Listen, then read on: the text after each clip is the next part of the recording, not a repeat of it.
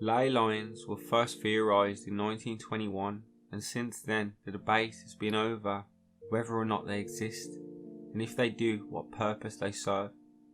This is something I have spoken about a lot, taking it much further.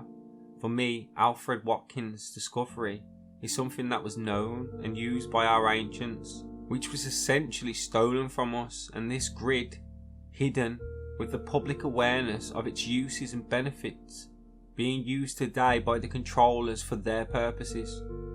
For me, it's not a question of if they exist or not. They do. It's proving that. Myself and other people, such as Michelle Gibson, are attempting to show and prove that ley lines correspond to the Earth's energy grid, connecting important and sacred sites, and much more. This was taken from an article, The History of Ley Lines. People have often found special significance in the unusual landmarks and geological features surrounding them. High mountain peaks and majestic valleys may be viewed as sacred, for example, while deep, dark caves have often been considered the domain of the underworld. The same is true for Rose in the 1800s, the British Isles. Many people believed in mysterious fairy paths. Whether or not people believe in such things as fairies, the question has to be asked: if there is no mystical connection, why create one? There isn't a fantasy make-believe connection, it's a true connection, and the myths and legends of the past actually being truth which are hidden, far truer than our known and told history. The article continues: our ancestors built and used prominent features in the landscape as navigation points. These features included prehistoric standing stones and stone circles, barrows and mounds, hill forts and earthworks, ancient moats, old pre-Reformation churches, old crossroads and fords, prominent hilltops and fragments of the old. Relating this to other videos in which I have discussed how stone circles and other such sites are potential locations of trees and the old world, with the ley lines all converging to these areas. They ask, why did the ancients build in these specific locations? It's for the reasons that we say. Locations of power, like meridians and acupuncture points within the body. In my opinion, the ley lines that connect these locations, highlighting points on the grid which are like acupuncture points filled with power and energy, the energy ultimately meeting at these points, making them ideal for such things as healing, but also manipulation, used for good or evil. From my own research, it's becoming apparent these locations, mostly highlighted by stone circles or other like monuments, were in fact previous locations of trees. The trees now gone, but still outlined, still marked, and the energy still running into that location.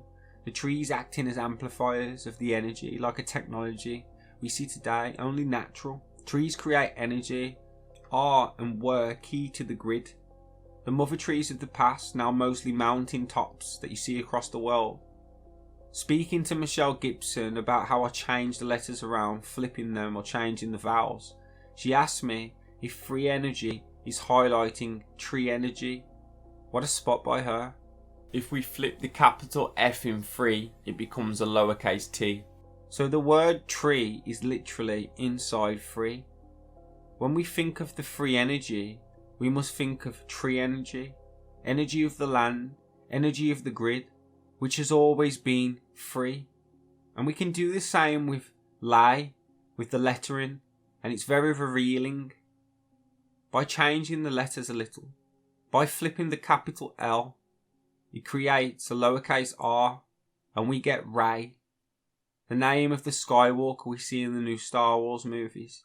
This girl has control of the Force. Rey being Rey, with the E changed to an A, like a ray of light, bringing a whole new meaning to the words ley line, with them being Rey lines. Much easier to imagine, like the sun sends out its rays, and there are many and they are powerful. The rays which create reality, that power, the matrix we sit in. Taking this from the sky and placing it within our land, our giant trees of the past and their locations, acting like the sun and other like objects, with light reflecting and refracting off points, with one potentially being its mother, A huge tree, we could see this as the axis mundi, the centre, sending out rays. And even with a mother, there would also be chakra points to the system, with the mother potentially be the crown, sending out rays of energy which connect to other locations of the grid, the rays ultimately all connecting. So like the illuminations of the sun and other luminaries in the sky, the trees acted the same on Earth, only these trees being chopped down and the energy drained to other locations, alongside the energy of the lays fading and also being corrupted, as the trees no longer reside there as they once did. In relation to the sky, people say the sky or astronomy is mirrored to the lays of the world, the ley lines of the world. Doesn't it make sense? If they mirrored, they would in fact be mirrored light. A deeper question. Most say the sky is reflected to the earth, but what if the earth is reflected to the sky? This again came after thinking about Skywalker, how Rey or Ley and sky being in the name, and walking, which could be seen as a key component of the circuit of the grid. For more than any other thing physically, we walk. Before cars, walking was everything, and before horses, walking was all that was known. The two definitions of a ray of light are a path a photon or a group of photon takes through space, visible as a column of light.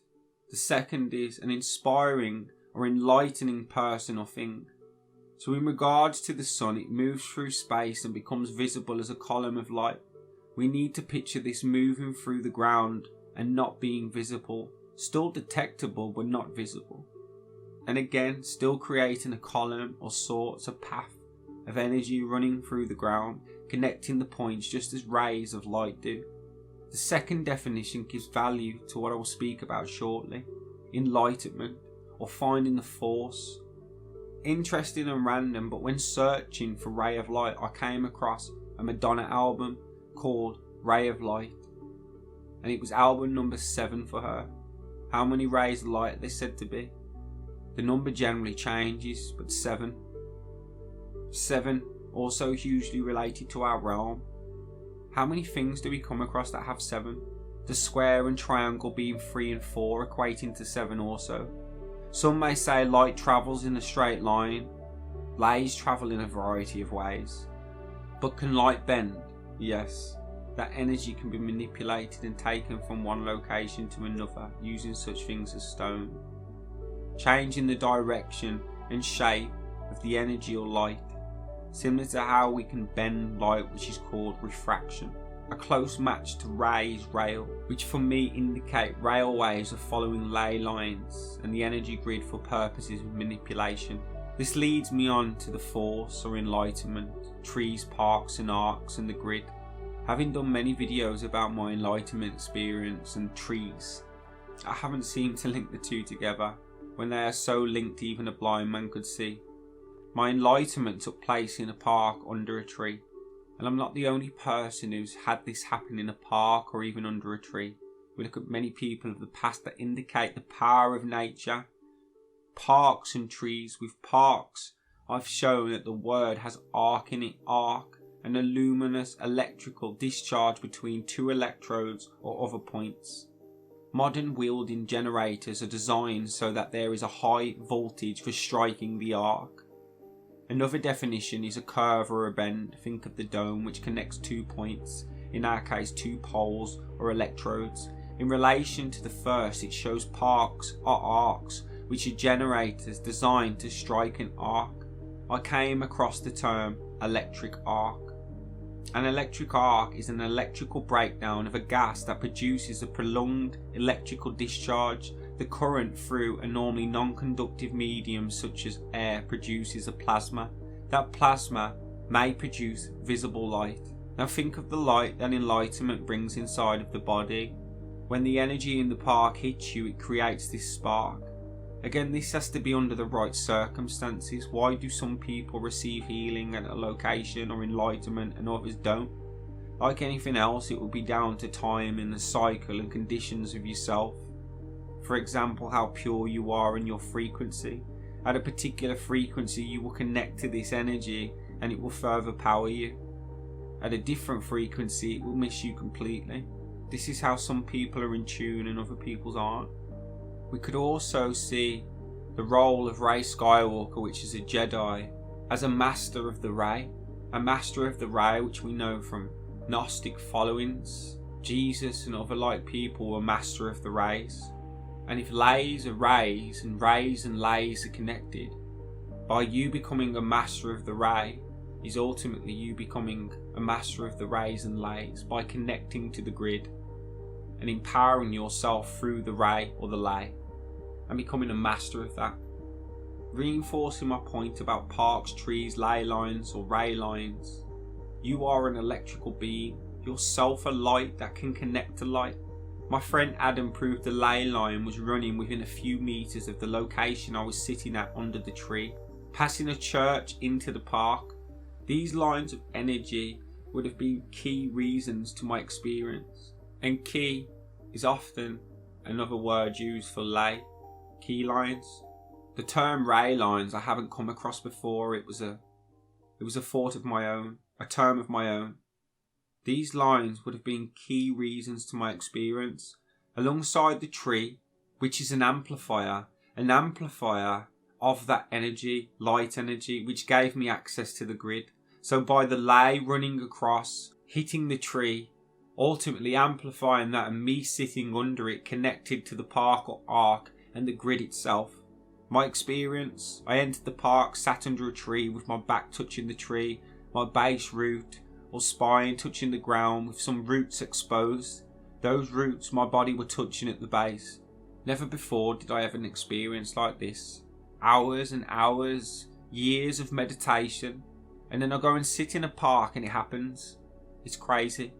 Besides the location of the park with the tree I was under and the ley line connecting to that tree and park, I can't tell you what else made it happen other than I had been working on myself and cleansing myself for years prior, understanding all theory and philosophy about life. I just needed the experience of I am, all is one. When that happened, all theory and reading merged with experience to change knowledge into wisdom. Now I'm connected to the grid continuously. I feel once you're fully connected, you can't lose it. It's a gift, the power of force inside. If you once unlocked. There's no going back. Information will come to you like rain falling from the sky. Abundance, in many cases too much. Where other people's lives may have been drought and deserted, my information comes like rain, even better light. And it's continuously there with much of it. Never ending, always accessible. You are light. The ley lines of the world we can see as Rey lines, of rays of light energy, which connect to many other locations such as lighthouses, which Michelle Gibson will be doing talks upon. These ley lines and Rey lines are key to the energies grid and are also key to us empowering ourselves. When we visit these locations under the right circumstances, timings, and ourselves under the right frequency, we can use its energy to empower ourselves. Mystical and fantasy. Why else do such things take place? Mystical and fantasy were created to stop people searching, asking, acknowledging, just forgetting, with our fantasy being closer to truth. I pray for you, I love you. You being of light, you're our master already. Only you can free yourself. Love and light.